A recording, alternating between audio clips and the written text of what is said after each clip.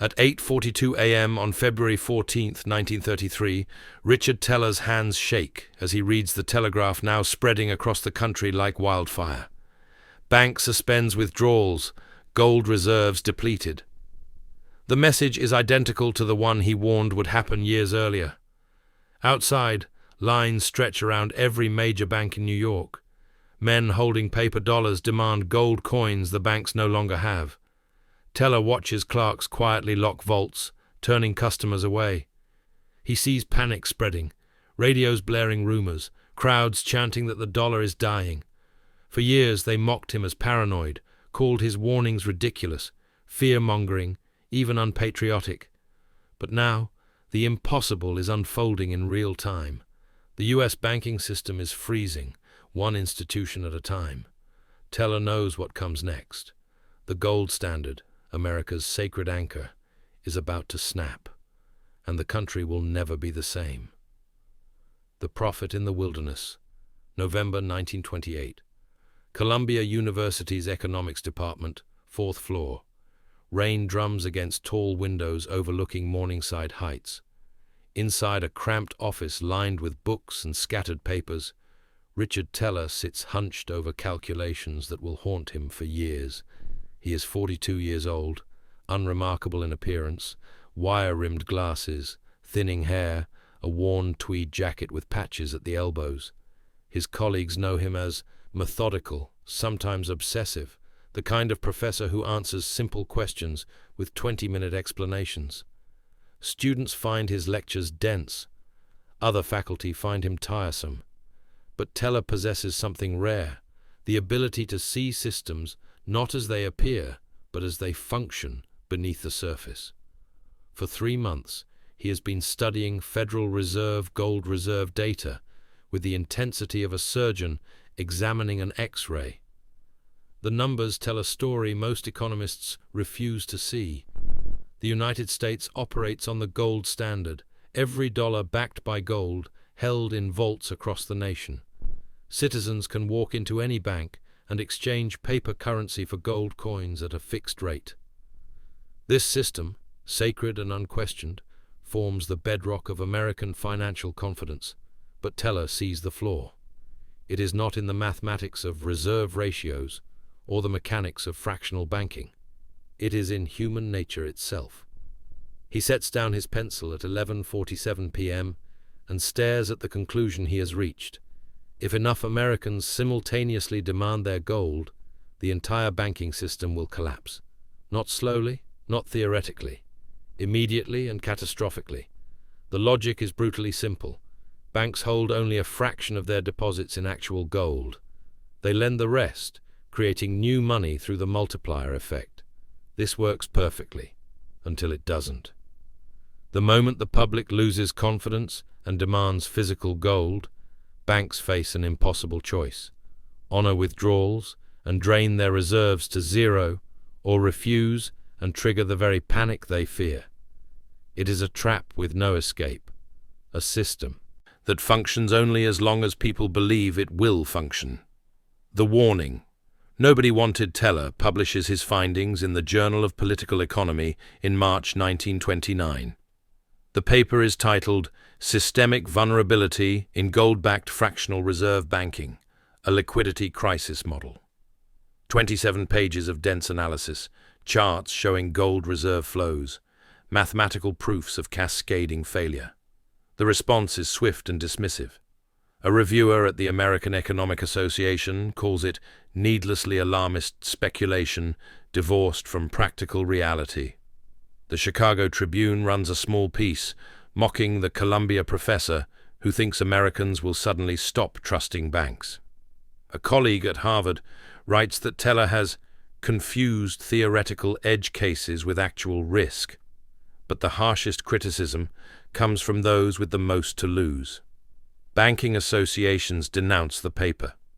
The New York Bankers Committee issues a formal statement declaring that confidence in American financial institutions has never been stronger, and that irresponsible fear-mongering serves only to undermine the stability our nation has worked generations to build.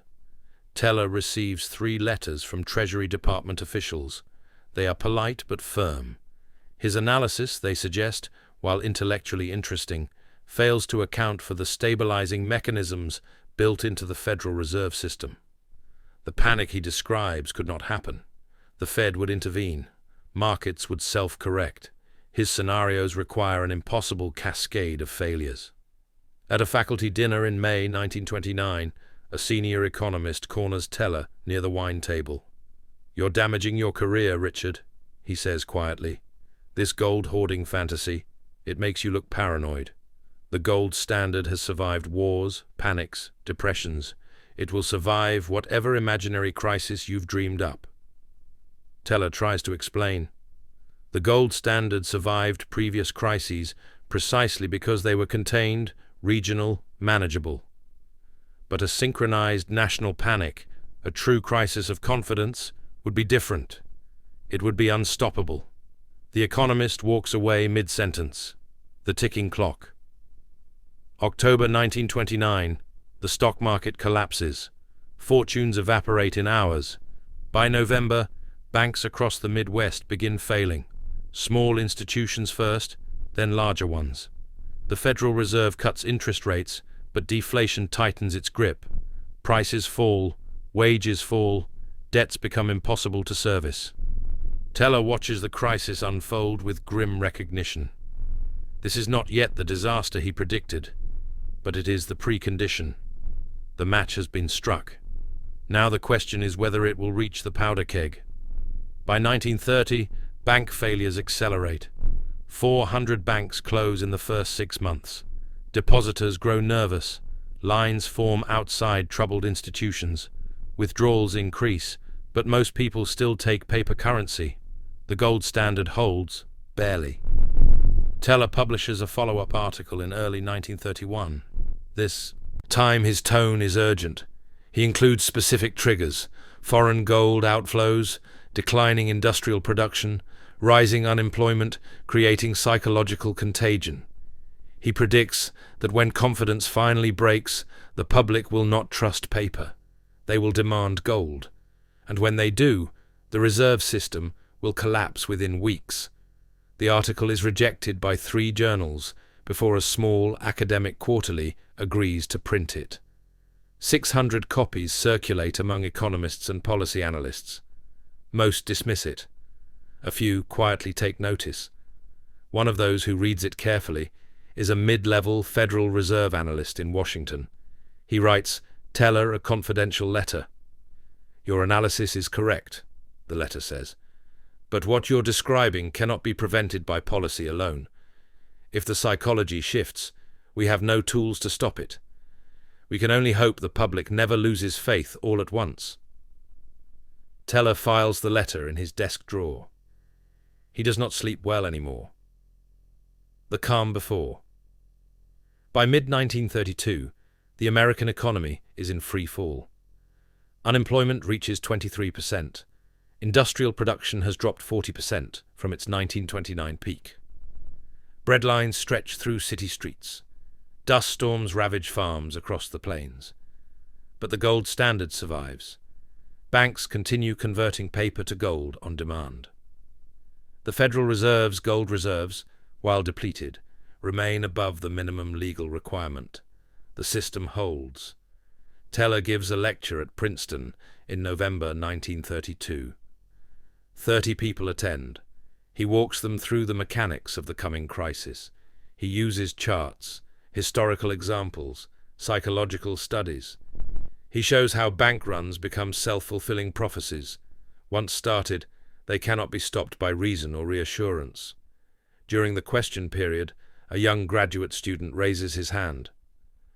"Professor Teller, if you're correct, what can be done?" Teller pauses. The room is silent. "Nothing," he says finally. Once confidence breaks, the mathematics become irreversible. The only solution would be to abandon the gold standard entirely, to sever the link between paper currency and gold. But such an action would be seen as betrayal, as the end of American financial credibility. No government would risk it. Unless they had no choice, the student says. Unless they had no choice, Teller agrees. He takes the train back to New York that evening, watching darkness fall over the frozen countryside. Somewhere in the distance, a bank is closing, and another, and another. The slow-motion collapse continues.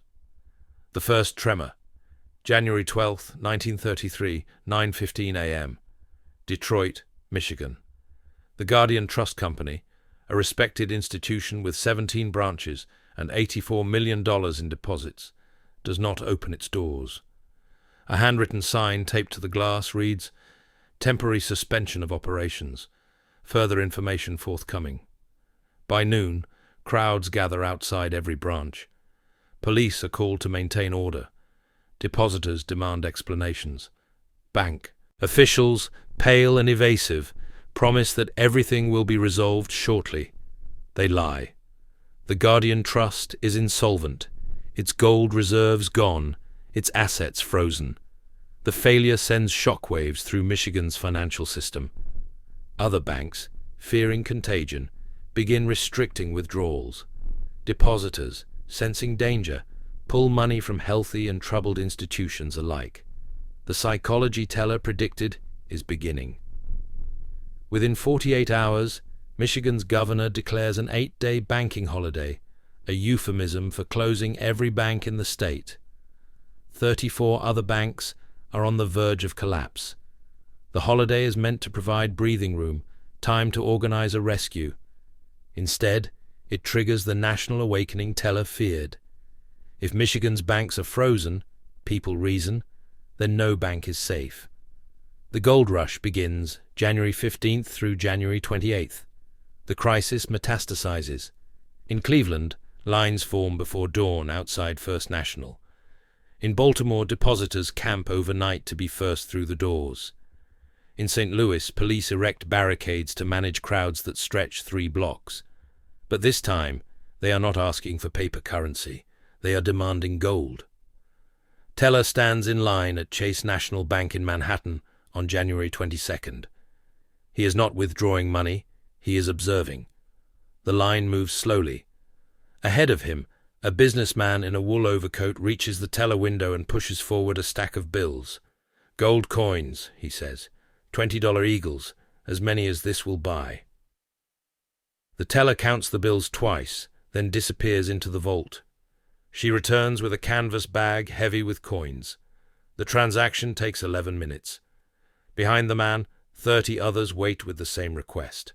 Teller estimates the rate. At this pace, the bank's gold reserves will last 3 days, maybe 4. He leaves without making a withdrawal and walks to his office through snow flurries. The streets feel different now. People huddle around newspaper stands, reading headlines about bank closures. Radios in shop windows broadcast emergency meetings between governors and Treasury officials. The psychological shift is complete. Fear has become rational. The Federal Reserve's desperate scramble, January 29, 1933, 11:40 p.m. Federal Reserve Building, Washington, D.C. The conference room on the 3rd floor is thick with cigarette smoke and tension. 8 men sit around a mahogany table covered with telegrams, reserve reports, maps showing bank closures spreading like an infection across state lines.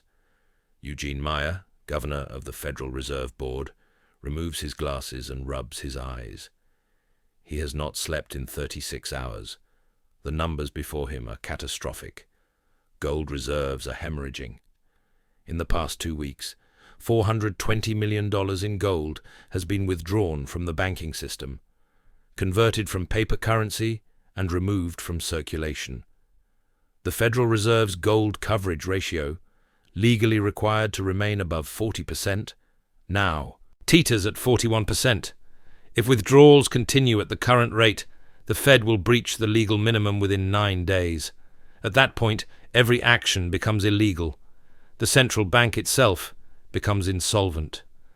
Meyer lights another cigarette. "How many states have declared banking holidays?" he asks. 7 as of tonight, an aide responds. "Michigan, Maryland, Arkansas, Ohio, Indiana, Tennessee, Alabama, Louisiana and Nevada will announce tomorrow. Governors in 12 other states are considering it." and gold shipments between districts. We've moved what we can. New York sent a train to Philadelphia yesterday. Chicago is stripped. San Francisco has enough for maybe a week. Maya stands and walks to the window. Outside, the Capitol dome rises pale against the winter sky. In 3 weeks, Franklin Roosevelt will be inaugurated. Until then, the Hoover administration remains frozen in lame duck paralysis, unable or unwilling to take decisive action. The Fed is alone. If we suspend gold convertibility, Maya says slowly, we violate the Federal Reserve Act. We break the promise that backs every dollar. The credibility of American currency collapses. If we don't suspend, another board member says, the banking system collapses first. Silence. The choice is impossible. Both paths lead to disaster. Maya returns to the table. Send a confidential memo to the New York Fed. Tell them to prioritize gold shipments to institutions most at risk of runs. Buy us time. He knows it will not be enough. The contagion accelerates February 1st through February 10th. The crisis enters its terminal phase. Newspapers print maps showing bank closures spreading across the nation like a plague. Radio announcers deliver updates every hour. Rumors spread faster than facts. In New York, a false report that Chase National has suspended gold withdrawals causes a stampede. 6 people are injured. The bank opens early the next day and stations armed guards at every entrance.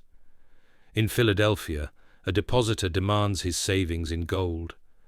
The teller informs him the bank has reached its daily gold withdrawal limit. The man begins shouting.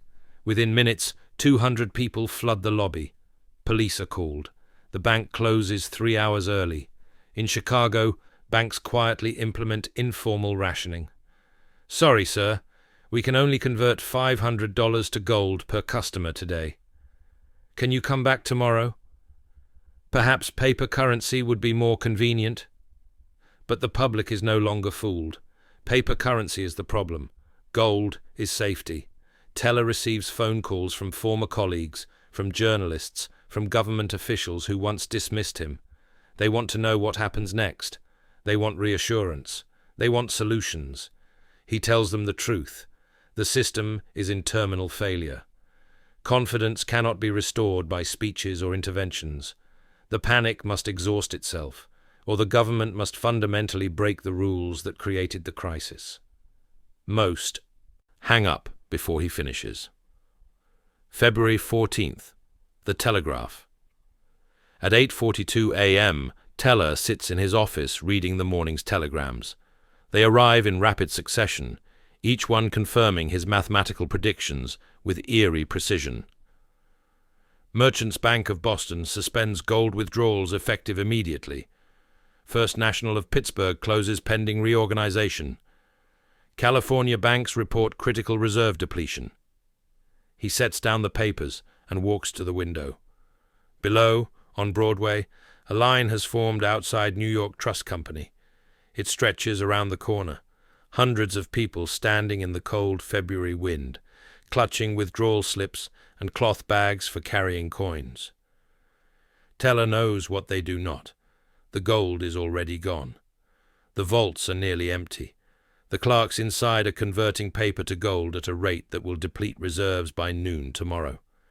The mathematics are simple, brutal, inevitable. He thinks about the paper he published 4 years ago, the mockery, the dismissals, the colleagues who called him alarmist. He feels no satisfaction, only the hollow weight of being correct about catastrophe. His phone rings. It is a reporter from the New York Times. Professor Teller, can you comment on the banking crisis? Some are comparing current events to predictions you made in 1929. Teller considers his words carefully. The crisis was always inevitable, he says. The gold standard creates an illusion of security, the promise that paper currency is backed by something real, something trustworthy. But that promise only works if most people never test it. The moment they do, the mathematics reveal the truth. There is not enough gold. There never was. The system functions on faith, and faith has left the building. The reporter scribbles notes. What happens now? The government must choose, Teller says. Preserve the gold standard and watch the banking system collapse entirely, or abandon the gold standard and face accusations of betrayal. There is no third option. He hangs up and returns to the window. The line outside the bank has grown longer. The cascade February 11th through February 23rd. Bank holidays spread like wildfire. Governors, desperate to prevent total collapse in their states, declare emergency closures. The holidays are meant to be temporary, 3 days, maybe a week, but nobody believes it anymore. By February 20th, 22 states have closed their banks. In the remaining states, institutions impose strict withdrawal limits or close early. Some banks simply run out of gold and stop honoring conversions without official announcement. The American banking system is freezing, institution by institution, state by state. Teller travels to Washington on February 21st. He has been invited to brief a congressional committee on the crisis. The meeting takes place in a small chamber in the Capitol building. 12 representatives attend, their faces drawn with exhaustion and fear. Teller speaks for 40 minutes. He explains the mechanics of the gold standard's collapse, the impossibility of restoring confidence through conventional means, the inevitable endpoint. He uses charts showing gold reserve depletion rates, mathematical models of panic cascades, historical examples of monetary system failures. When he finishes, a congressman from Pennsylvania leans forward. Professor Teller, you predicted this crisis years ago. Why didn't anyone listen? Teller removes his glasses and cleans them slowly. Because what I was predicting seemed impossible. The gold standard was not just a monetary policy, it was a sacred promise, the foundation of financial credibility. To suggest it could collapse felt like predicting the sun would not rise. People dismiss predictions of systemic failure until the system is already failing. By then, it is too late for prevention. Only crisis management remains. And what do you recommend? Abandon the gold standard, Teller says flatly. Not forever, perhaps, but immediately. Sever the link between paper currency and gold redemption. Declare a true national banking holiday. Close every bank in America simultaneously. Use the time to recapitalize institutions, restore solvency, implement new rules. Then reopen under a new monetary regime, where paper currency is backed by government decree, not gold convertibility. The room erupts. Half the representatives begin talking at once. A congressman from Georgia calls the suggestion financial treason. Another from New York says it would destroy American credibility forever. But a younger representative from Massachusetts stays quiet. He takes notes. Teller recognizes the look on his face, the grim acceptance of someone who understands that terrible choices sometimes have no alternative. The meeting ends with no decisions made. Teller takes the train back to New York that evening, knowing he has said everything he can say. Now, the weight falls on others. FDR's Secret Council, February 25th, 1933, midnight. The Mayflower Hotel, Washington, D.C. Franklin Delano Roosevelt, president-elect with 2 weeks until inauguration, sits in a private suite surrounded by advisors. He has been briefed on the banking crisis daily for 3 weeks. The situation is deteriorating faster than anyone anticipated. Roosevelt listens as Treasury officials present the latest figures. Gold reserves below critical thresholds. 28 states with closed banks. Public confidence evaporating. The Federal Reserve paralyzed, unable to act without violating its legal mandates. How long can the system hold? Roosevelt asks. Days, an advisor responds. Maybe a week. If nothing changes, the entire banking system will be insolvent before your inauguration.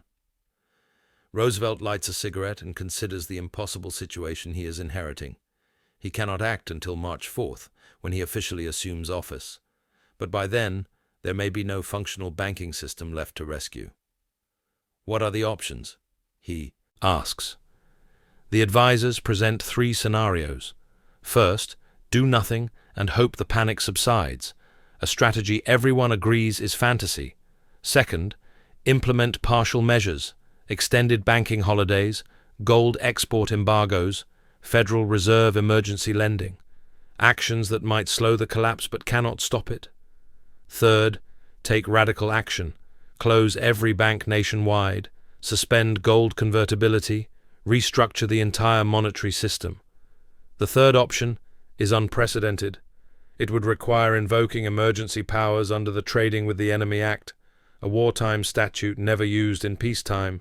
It would mean breaking the gold standard, the sacred promise that has anchored American finance since the 19th century. Roosevelt exhales smoke toward the ceiling. If we break the gold standard, what happens to American credibility? It suffers, an advisor admits. But if the banking system collapses completely, credibility becomes irrelevant. You cannot maintain trust in a system that no longer exists. Roosevelt stands and walks to the window. Outside, the city sleeps, unaware that decisions being made in this room will reshape the economic foundation of the nation. Prepare executive orders for a national banking holiday, Roosevelt says. Draft the legal justification. Have it ready for March 4th. We close everything, every bank, every financial institution. We freeze the system before it shatters completely. Then we rebuild. His advisors exchange glances. They understand what this means. The financial world will wake up one morning to find every bank in America shuttered by federal decree. But the alternative is watching the system destroy itself. March 4th, Inauguration Day. The morning is cold and grey. Roosevelt delivers his inaugural address on the east steps of the Capitol. His voice is steady, confident, almost casual. The only thing we have to fear is fear itself, he tells the nation, his words broadcast on radios from coast to coast. But behind the rhetoric, emergency plans are already in motion. At 1 a.m. on March 5th, just hours after taking office, Roosevelt signs Proclamation 2039. The language is dense with legal justifications and wartime statute citations, but the effect is simple and absolute. Every bank in the United States is ordered closed for 4 days, beginning immediately. The National Bank holiday is not a request. It is not a recommendation. It is a total freeze of the American banking system. Teller hears the news on his office radio at 8 a.m. He sits motionless, listening to announcers struggle to explain what has happened. The government has shut down every bank. No withdrawals, no transactions, no access to money except what people already hold in their pockets. He imagined this moment for years. Now that it has arrived, he feels only exhaustion. The 4-day holiday stretches to a week, then 9 days. During that time, Treasury officials and Federal Reserve examiners race to assess which banks are solvent and which are not. Emergency legislation is drafted. Congress passes the Emergency Banking Act in record time, 8 hours from introduction to Roosevelt's signature. The new law gives the Treasury Department sweeping powers to reorganize failing banks, provide emergency capital, and most critically, it allows banks to reopen without full gold convertibility. When banks begin reopening on March 13th, they operate under new rules. Paper currency is still backed by government promise, but the promise is no longer redeemable for gold on demand. The link has been severed. 3 weeks later, on April 5th, Roosevelt signs Executive Order 6102. The order is stunning in its scope. All private citizens are required to turn in their gold coins, gold bullion, and gold certificates to the Federal Reserve. The deadline is May 1st. Failure to comply is punishable by 10 years in prison and a $10,000 fine. The United States government is confiscating gold from its own citizens. Teller reads the executive order in his office. The language is bureaucratic, but the intent is clear. Gold hoarding caused the crisis. Therefore, gold hoarding must be eliminated. Citizens can keep small amounts for jewelry or industrial use. Everything else must be surrendered. The reaction is fierce. Some call it theft. the seizure of private property without compensation. Others say it is necessary, the only way to prevent future panics. Newspapers run editorials on both sides, courtrooms fill with legal challenges, but the order stands. By summer, millions of dollars in gold coins flow back into Federal Reserve vaults. The hoarding that triggered the collapse reverses. The system stabilizes. Banks reopen. Deposits slowly return. The crisis is over. The gold standard, for private citizens, is dead. The quiet vindication. June 1933. Teller sits in his office grading papers. Outside, the city is recovering. Banks operate normally. The panic has subsided. Life continues. He receives a letter from the Treasury Department. It is brief and formal. Your analysis of systemic vulnerabilities in gold-backed fractional banking proved prescient. The Treasury acknowledges the accuracy of your predictions and thanks you for your contributions to understanding this crisis. No apology for the years of dismissal. No acknowledgement of the mockery. Just a polite note filed in bureaucratic archives. Teller folds the letter and places it in his desk. He does not frame it. He does not show colleagues. Vindication, he has learned, carries no satisfaction when the thing you predicted is catastrophe. A journalist visits him in July, wanting to write a profile. You warned the country, she says. You saw this coming before anyone. How does it feel to be proven right? Teller considers the question. Being correct about disaster is the loneliest form of vindication, he says.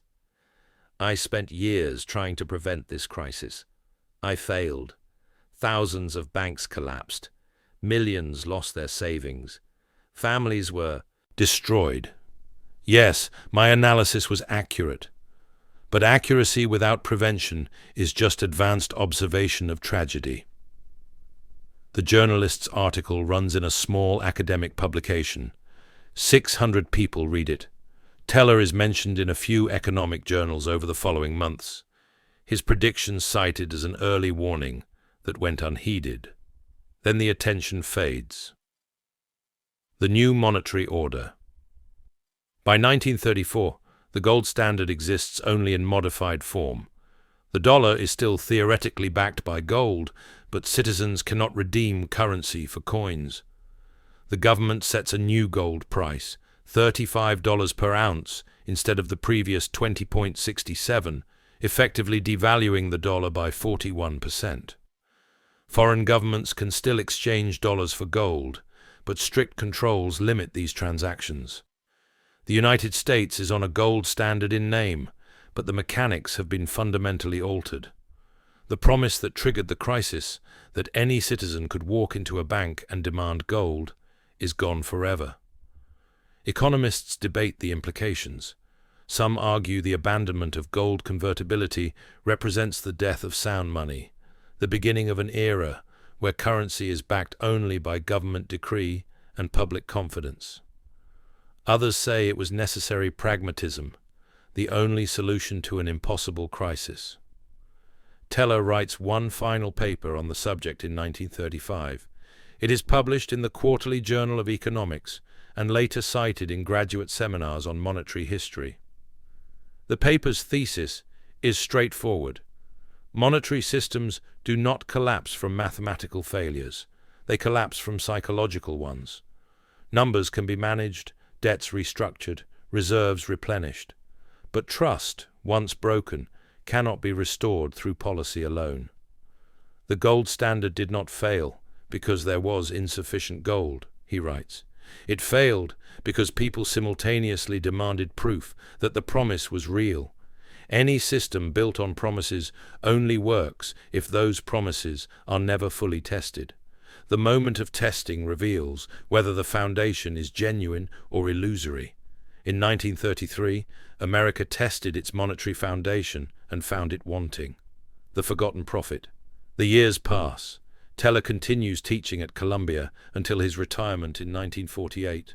He is a respected but not celebrated figure in economics, known to specialists, forgotten by the broader public. Students occasionally recognize his name from footnotes in monetary history texts. Colleagues remember him as the man who predicted the banking crisis, though memories grow vague about the details. Teller himself grows philosophical about his role. He gives fewer interviews as he ages. When asked about his predictions, he deflects credit, saying he simply read the mathematics correctly while others chose to ignore them. In 1951, he delivers a lecture at a small economic history conference. The audience is 30 people, mostly graduate students and junior faculty. He walks them through the mechanics of the 1933 crisis, the warnings he issued, the skepticism he faced. During questions, a student asks, "If you could go back to 1929, would you do anything differently?" Teller pauses. He is 65 now, his hair white, his hands showing the tremor of age. "I would be louder," he says finally. "I would be less polite. I would stop trying to convince people through careful academic argument and start warning them in language they could not ignore. But I suspect even that would have failed. People do not want to hear that the foundation beneath them is crumbling. They would rather believe the foundation is solid until the moment it gives way." He passes away in 1957, at 71, of a heart attack in his sleep. The obituary in the New York Times is 8 sentences long.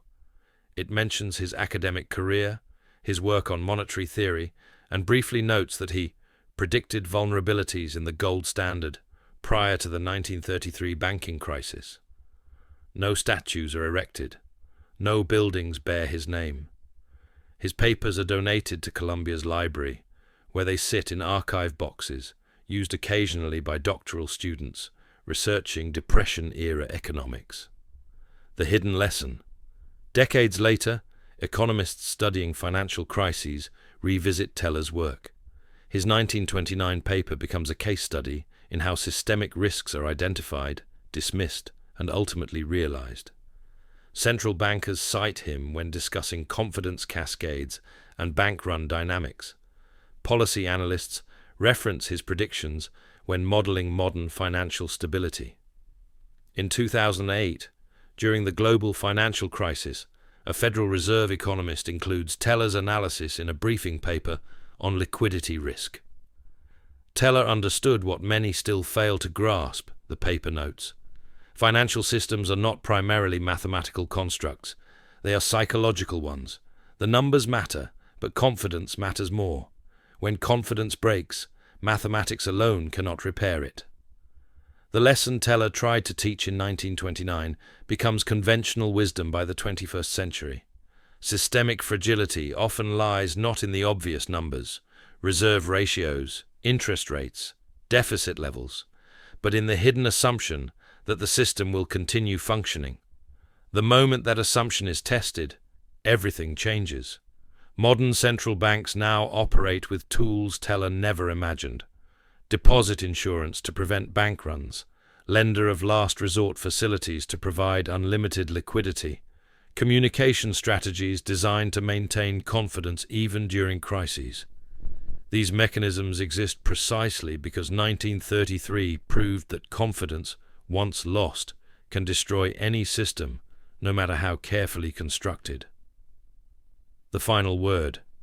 If Teller could see the monetary world of the 21st century, digital transactions, fiat currency, central bank intervention, complex financial instruments, he would recognize both progress and persistent vulnerability.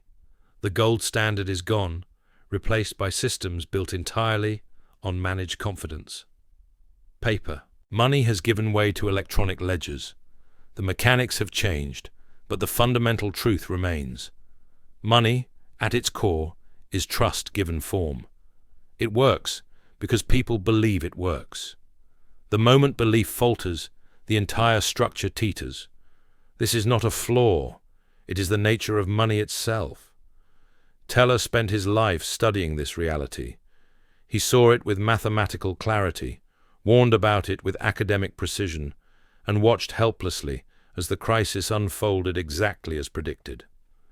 His vindication came too late to prevent disaster. His warnings, ignored until catastrophe made them obvious, became lessons learned at tremendous cost. In quiet moments, in his later years, Teller would sometimes wonder if there was anything more he could have done. Louder warnings, simpler language, different audiences. But he understood the deeper truth. People do not abandon faith in systems until those systems force them to. No amount of prediction can prevent a crisis if the crisis requires experiencing loss before change becomes acceptable. The gold standard collapsed not because economists failed to understand its vulnerabilities. It collapsed because those vulnerabilities could only be acknowledged after confidence broke. Teller's warning was accurate but premature, spoken into a world not yet ready to hear it. Perhaps that is the final lesson of his story. The prophets who see crisis coming are rarely celebrated until after the crisis arrives. By then, vindication is cold comfort, and the cost of being right has already been paid. The banking system froze in 1933. America's monetary foundation was rebuilt on new principles. And Richard Teller, the man who saw it coming, watched from the margins as history confirmed his mathematics and ignored his name. The numbers were always right. People just were not ready to believe them.